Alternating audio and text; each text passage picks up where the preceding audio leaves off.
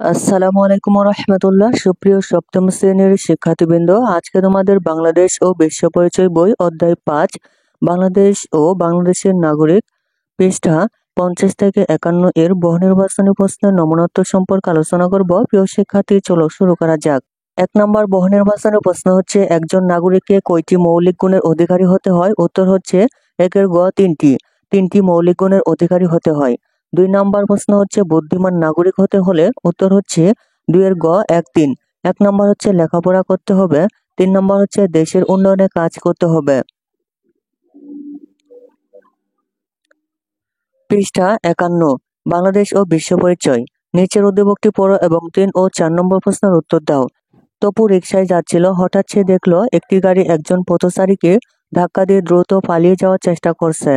তপু দ্রুত অন্যদের সহযোগিতায় ড্রাইভারকে আটক করে পুলিশের হাতে সোপর্দ করল এবং আহত পথচারীকে নিকটস্থ হাসপাতালে নিয়ে গেল।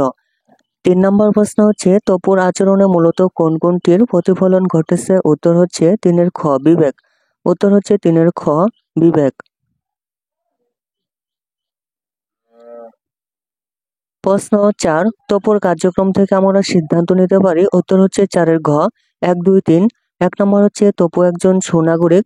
2 নম্বর হচ্ছে সে বাংলাদেশের মূল্যবান সম্পদ। 3 নম্বর, তার মতো মানুষেরাই উন্নত দেশ গড়ে তুলতে পারবে। প্রিয় শিক্ষার্থী, পরবর্তী সৃজনশীল প্রশ্নের নমুনোত্তর পেতে চ্যানেলটির প্লেলিস্ট দেখতে পারো। প্রিয় শিক্ষার্থী, অন্যান্য সকল বইয়ের নমুনোত্তর পেতে চ্যানেলটি এখনই সাবস্ক্রাইব করে রাখতে পারো। ধন্যবাদ।